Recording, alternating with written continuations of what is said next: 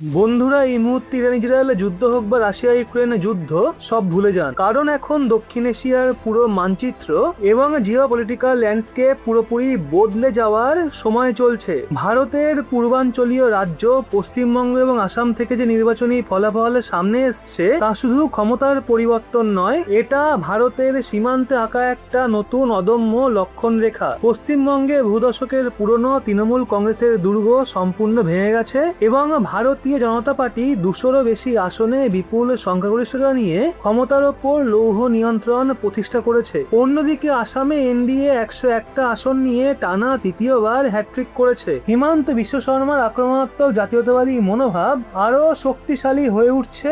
এই দুই রাজ্যে উঠে আসে জাতীয়তাবাদের সুনামি ভারতের পূর্ব ফ্রন্টকে একটা অজেয় লৌহ কবজে পরিণত করছে, যার সরাসরি কৌশলগত এবং ভয়ঙ্কর প্রভাব পড়ছে প্রতিবেশী দেশ বাংলাদেশের ওপর।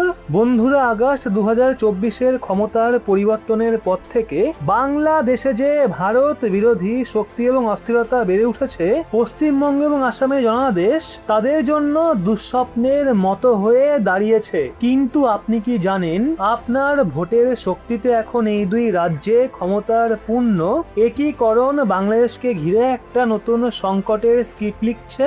কিভাবে মাত্র 22 কিলোমিটার চওড়া শিলিগুড়ি করিডোর, যাকে বলা হয় চিকেন নেক, পুরো দক্ষিণ এশিয়ার নতুন পাওয়ার সেন্টারে পরিণত হচ্ছে। কেন নাগরিকত্ব আইন এবং এনআরসির ভয়ে 300% রিজার্ভ মাইগ্রেশনের একটা চমকপ্রদ প্রবণতা শুরু হয়েছে। কি সেই জল এবং শক্তির ব্রহ্মাস্ত্র, যা এখন পুরোপুরি ভারতের হাতে? এবং সবচেয়ে বড় প্রশ্ন, কিভাবে ভারত বাংলাদেশকে চারিদিক থেকে এমনভাবে একটা ভূরাজনৈতিক ফাঁদে আটকে ফেলেছে যেখান থেকে বেরিয়ে আসা প্রায় অসম্ভব। তো বন্ধুরা, পশ্চিমবঙ্গে 200-র বেশি আসনে জয় শুধু একটা নির্বাচনী সাফল্য নয়, এটা একটা বিশাল আদর্শগত জয়। উত্তরবঙ্গের শিলিগুড়ি এবং দার্জিলিং থেকে কলকাতার শহুরে এলাকাগুলো পরিষ্কার বুঝিয়ে দিচ্ছে, জাতীয় নিরাপত্তা এবং জনসংখ্যার প্রশ্ন এখন ভারতের সবচেয়ে বড় ইস্যু। অসমে হিমন্ত বিশ্ব শর্মার বিশাল ব্যবধান প্রমাণ করছে যে ভারতীয় ভোটার এখন সীমান্তে জিরো টলারেন্স নীতি চায়। এখন রাজ্য এবং কেন্দ্রের মধ্যে সংঘাত প্রায় শেষ। একই মতাদর্শের সরকার থাকার ফলে জাতীয় নিরাপত্তা সংস্থাগুলো ফ্রি হ্যান্ড পাচ্ছে। বিএসএফ এবং রাজ্য পুলিশ একসঙ্গে কাজ করছে। তো এই ফ্রি হ্যান্ডের ফলে বাংলাদেশ ভিত্তিক সেই সব সিন্ডিকেট, যারা দশকের পর দশক ধরে ভারতে অনুপ্রবেশ এবং অবৈধ নেটওয়ার্ক চালাচ্ছিল, তাদের ওপর কঠোরাঘাত নামছে। পশ্চিমবঙ্গে বহুদিনের সফট বর্ডার এখন ধীরে ধীরে কঠোর হয়ে যাচ্ছে। তো গত কয়েক দশক ধরে পশ্চিমবঙ্গের রাজনীতি ভোট ব্যাংক কেন্দ্রিক ছিল, যেখানে অনুপ্রবেশকারীরা স্থানীয় পর্যায়ে রাজনৈতিক সুরক্ষা পেত। কিন্তু এখন খেলা বদলে গেছে। বিএসএফ এর 50 কিলোমিটার অধিকার ক্ষেত্র নিয়ে বিতর্ক প্রায় শেষ। হাজার হাজার কোটি টাকার গরু পাচারের অবৈধ অর্থনীতি, যা বাংলাদেশে কাঁচামাল সরবরাহ করত, তা ভেঙে পড়ছে। তো এই অবৈধ অর্থনীতি বন্ধ হয়ে যাওয়ায় বাংলাদেশের গ্রামীণ অর্থনীতিতে বড় সড় ধাক্কা লাগবে। কিন্তু এটা সবে শুরু। আসল ধাক্কা আসছে নাগরিকত্ব আইন এবং এনআরসির ভয় থেকে। পশ্চিমবঙ্গে ক্ষমতা পরিবর্তনের অর্থ হলো সিএ এবং এনআরসি বাস্তবায়নের পথে বড় বাধা দূর হওয়া। আসাম আগেই কঠোর ছিল, এখন পশ্চিমবঙ্গ সেই গ্রিডে যুক্ত হওয়ায় অবৈধ অভিবাসীদের আর কোনো নিরাপদ আশ্রয় থাকছে না। ফেক রেশন কার্ড এবং আধার কার্ড বানানো নেটওয়ার্কের ওপর সরাসরি বুলডোজার অ্যাকশন চলছে। ফলে বাংলাদেশে ডেমোগ্রাফি বাউন্স ব্যাকের ঝুঁকি বাড়ছে। অর্থাৎ যারা অবৈধভাবে ভারতে এসেছিল, তাদের ফিরে যেতে হচ্ছে। গোপন রিপোর্ট এবং বিএসএফ ডেটা অনুযায়ী 2025 সালের মধ্যে অবৈধভাবে ভারতে আসা লোকদের বাংলাদেশে ফেরার হার 300% বেড়ে গেছে। আগে যেখানে মানুষ ভারতে ঢুকতে গিয়ে ধরা পড়ত, এখন তারা স্বেচ্ছায় ফিরে যাচ্ছে। এই রিভার্স মাইগ্রেশন বাংলাদেশের দুর্বল অর্থনীতির ওপর বিশাল প্রেসার ক্রিয়েট করছে। কিন্তু ভারত কি শুধু সীমান্ত সিল করেই থেমে আছে? না, এখন শুরু হয়েছে জল কূটনীতির খেলা।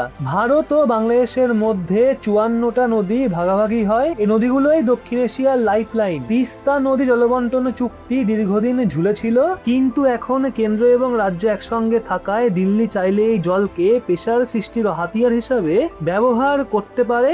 এছাড়া 1996 সালের গঙ্গা জল চুক্তি 2026 সালে ডিসেম্বরেই শেষ হচ্ছে। ফারাক্কা ব্যারেজ থেকে জলবন্টনে নতুন চুক্তিতে ভারত এখন কঠোর অবস্থান নিচ্ছে। যদি বাংলাদেশে ভারত বিরোধী কার্যকলাপ বাড়ে বা চীনের সঙ্গে ঘনিষ্ঠতা বাড়ায়, তবে ভারত জল রাজনীতির মাধ্যমে সরাসরি প্রেসার ক্রিয়েট করতে পারে। কিন্তু এখানে শেষ নয়, সবচেয়ে বড় চাল লুকিয়ে আছে শিলিগুড়ি করিডোরে। নরেন্দ্র মোদী এবং অমিত শাহর কৌশলে পশ্চিমবঙ্গ এবং আসাম দক্ষিণ এশিয়ার বৃহত্তম নিরাপত্তা হাবে পরিণত হচ্ছে। পুরো উত্তর পূর্ব ভারতকে যে দেশের সঙ্গে যুক্ত করে, তো এখানে দ্রুত গতিতে লজিস্টিক বেস, রেডার সিস্টেম এবং হাইওয়ে তৈরি হচ্ছে।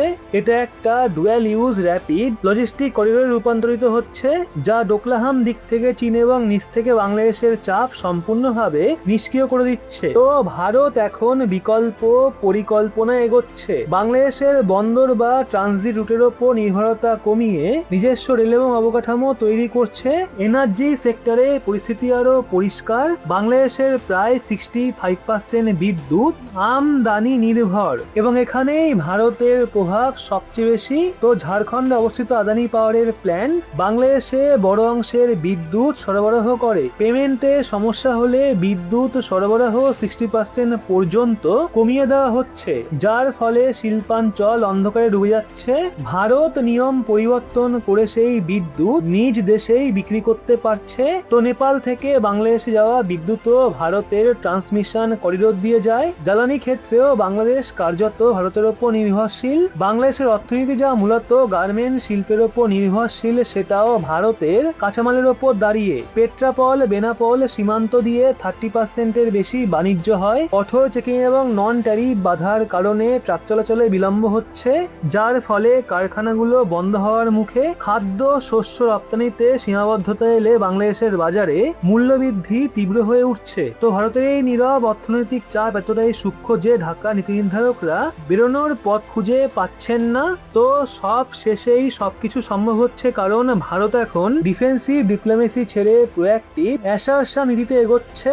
আসাম আগে থেকেই কঠোর ব্যবস্থা নেওয়া হচ্ছিল, তো এখন পশ্চিমবঙ্গেও একই জিরো টলারেন্স নীতি চালু হচ্ছে। স্লিপার সেল, হাওলা নেটওয়ার্ক, জাল নোট সবকিছুর উপর একযোগে আঘাত নামছে। প্রতি বছর 2-3 বিলিয়ন ডলার যে অবৈধ অর্থ বাংলাদেশে যেত, সেইটাও এখন বন্ধের পথে। ভারত পরিষ্কার বার্তা দিচ্ছে, বাংলাদেশে সংখ্যালঘুদের উপর আঘাত এলে তার সরাসরি অর্থনৈতিক এবং কৌশলগত ফল ভুগতে হবে। আর এক সময় ঢাকার কাছে দর কষাকষির হাতিয়ার ছিল যে চীনের প্রভাব, সেটা এখন কার্যত নিষ্ক্রিয় হয়ে যাচ্ছে। তো বন্ধুরা, পশ্চিমবঙ্গে বিজেপির জয় নিয়ে আপনারা কতটা আশাবাদী এবং আপনারা কতটা উচ্ছ্বসিত অবশ্যই লিখুন কমেন্টে। ভিডিওটি ইনফরমেটিভ মনে হলে অবশ্যই লাইক করে শেয়ার করুন আপনার বন্ধু বান্ধবদের। সেই সাথে এরকমই লেটেস্ট ইনফরমেটিভ ভিডিও পেতে সাবস্ক্রাইব করে চোখ রাখুন রহস্য বাংলার পর্দায়।